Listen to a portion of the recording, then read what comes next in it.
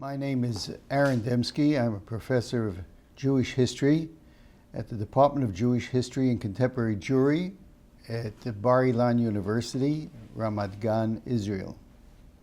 I'm going to speak today about an onomastic phenomenon that's been noted by Dr. Mitka Golub in her fascinating and important studies of onomastics, biblical onomastics, as they appear in the Epigrapha, coming from the late Iron Age, pre-exilic period, particularly of Judah.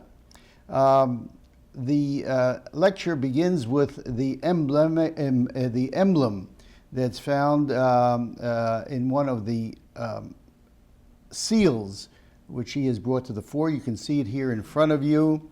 This emblem visually presents the three names in three registers, going from the name of the person, his father's name, his patronymic, and his grandfather's name. It's for this reason that I've called this phenomenon a three-tier name, and I would like to discuss it in the broader historical, cultural, and social aspects. So we move on to see the epigraphic material. Dr. Golub has presented the material. There are about 7 or 8 seal inscriptions. She has added to the discussion 2 further documents, both more monumental and royal listings of King Achish of Ekron, listing his not only his father and grandfather, but also his earlier ancestors. So this is really not part of a three-tier scheme. Similarly, the Tel Siran inscription from Ammon, mentioning Aminadav, his father Hatzel El, and his grandfather Aminadav, again, is not included in this discussion. But we're looking here at the seals that were discovered either in Jerusalem or in other sites in ancient Judea, where we see here, for instance, Achiyahu ben Asorek ben Amakiyahu. We see here another gentleman, Yazaniyahu ben Hosheyahu Naveh, looking at the next group, Librechiyahu ben, and a broken text here, but his grandfather Shlemyahu. And the emblematic inscription that we have mentioned up above, we find Lishmayahu, son of so-and-so, the son of Machsayahu. This was found in Jerusalem. And so these names present a subgroup among the onomastics and among the seal inscriptions from ancient Israel. We know more about this phenomenon from a later source. I suggest looking at this onomastic phenomenon of the three-tier names in a later source, actually the Mishnah. Mishnah, composed around 200 of the Common Era, some 700 years after these seals. However, we find in the Mishnah, particularly in Baba Batra, the 10th chapter, Mishnah 7, we find a discussion that takes up on this phenomenon, which is a social and economic issue of identifying people. The Mishnah states, 2 persons in one town, one by the name of Joseph ben Simon, and the other Joseph ben Simon. Neither can bring forth a bill of indebtedness against the other, nor can anyone else bring forth a bill of indebtedness against them. In other words, you cannot carry out any sort of economic relations with people with the same name in the same town for fear that they will be mixed up. So it's a matter of certifying their identity. And so the Mishnah begins to define how does one sign his name, how is one identified if there are 2 people with the same name. What should they do, asked the Mishnah. Well, they should write their name and their father's name to the 3rd generation. In other words, what we're talking about here, a three-tier name.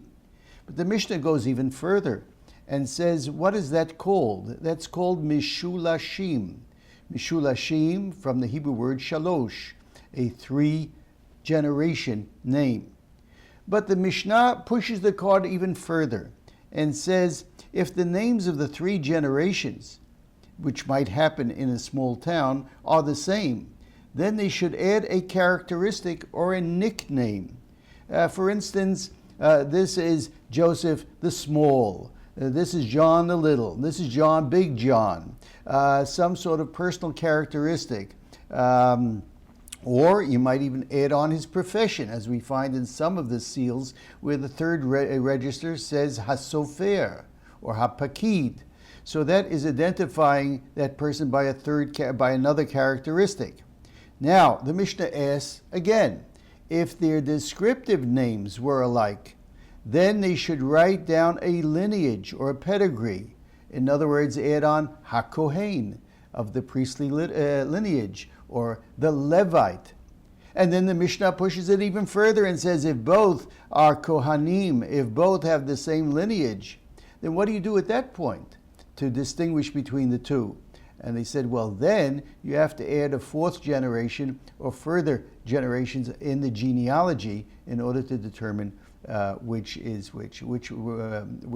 man is the Joseph ben Simon that we want to deal with economically. This phenomenon of 3-tier names has another side issue which should be considered. In the rabbinic period, there's even a smaller group that is known by the person's name, his father's name, and then by his distinguished brother. So that type of phenomenon might help those who are studying the James ossuary, where we find Yaakov ben Yosef, Achiv Yehoshua. So that looking at this 3-tiered name, we see a bit of a different form, a slightly different form for a smaller group of people. This phenomenon of a society with a limited reservoir of names, where you might have this problem of identifying people, is noted even today. So that in the Palestinian Authority, we find a document, an identity card that has been produced by the authority in cooperation with Israel for those Palestinians who are working in Israeli business and communities and factories. And so if we look at this document in front of us, we will see both in Hebrew and in English, this gentleman's name is Muhammad.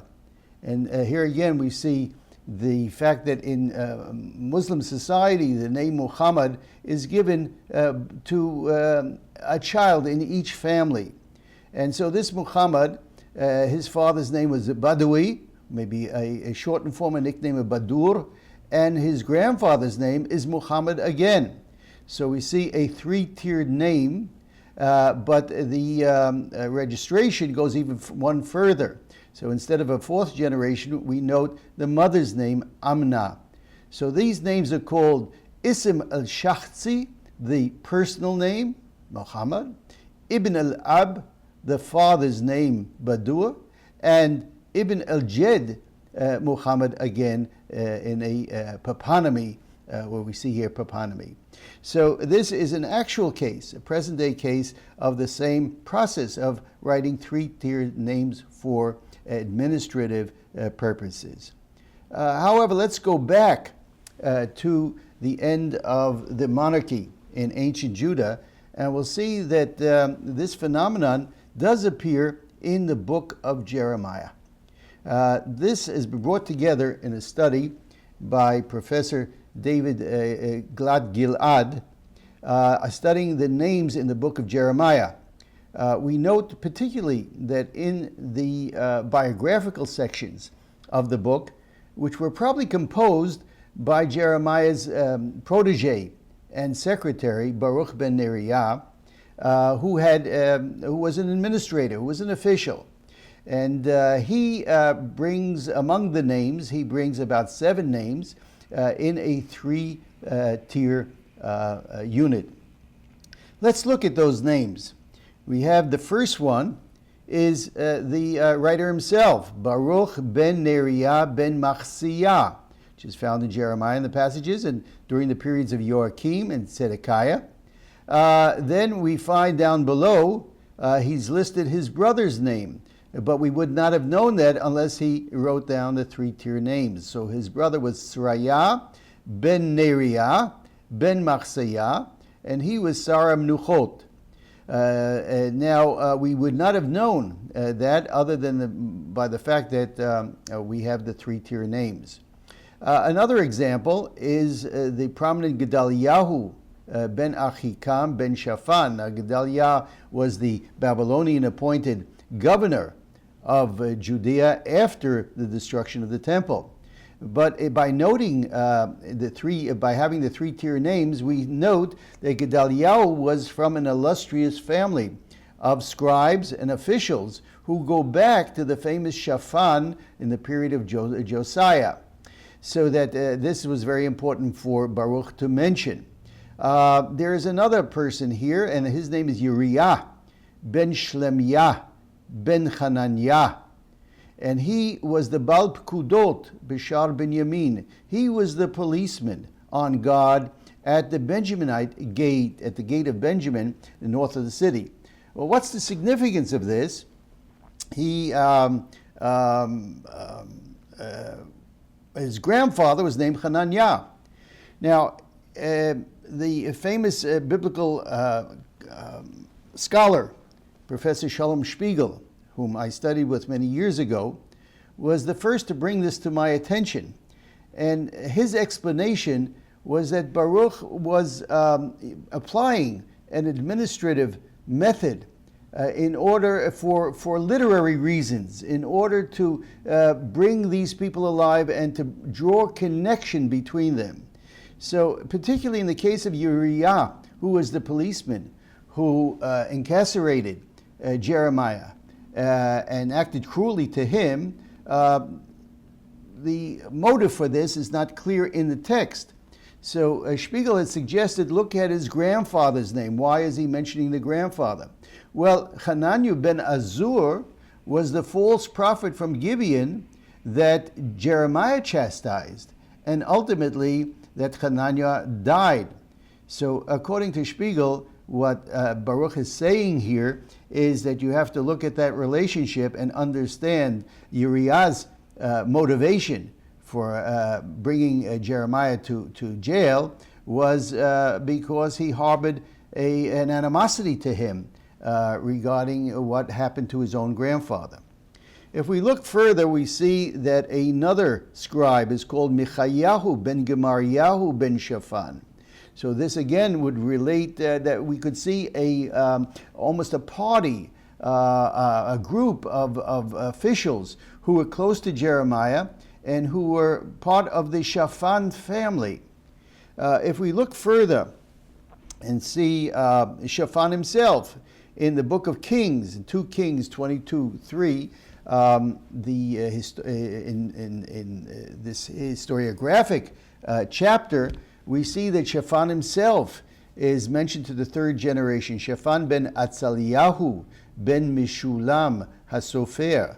And so this phenomenon, which was probably an administrative phenomenon of noting the three-tier names, is already found in the book of Kings, which leads me to think that Baruch, being an administrator, was part of that same school of the Deuteronomic school.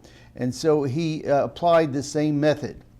Interestingly enough, in Jeremiah, there is another multi-generational name that defies explanation, and that is the messenger by the name of Yehudi, ben Netanyahu, ben Shlemiyahu, and then to the fourth generation, ben Kushi. Now, Professor Gilad has pondered this question and asked, why should a more insignificant character in the book of Jeremiah, who just brings messages, why should he be mentioned to the fourth generation? In my understanding, I think that something else is going on here. There's another message. It seems that this Yehudi, Ben Kushi, to the fourth generation, is an Egyptian coming out of Nubia. And this reminds me of Deuteronomy chapter 23, 8 to 9. You shall not abhor an Egyptian, for you were a stranger in his land. Children born of them may be admitted into the congregation of the Lord in the third generation. So what we're looking at here is probably an Egyptian, Ben Cushi, a Nubian, who came to Judea and converted to Judaism or to the Israelite religion. And it's in the third generation, Yehudi, who is a member of the community, who is now a Jew himself and bears that name. So that we're looking at the message that's borne by these three-tier names. In summary, I'd like to say that what we're looking at here broadly is an onomastic phenomenon, though of a small group of people who are noted in Hebrew epigraphy from the end of the monarchy. But we can see this as a social phenomenon that continues on into even up until the modern period, but also has a contemporary mode in understanding the book of Jeremiah, particularly the biographical chapters of Jeremiah that were composed by Baruch ben Neriah. Thank you very much.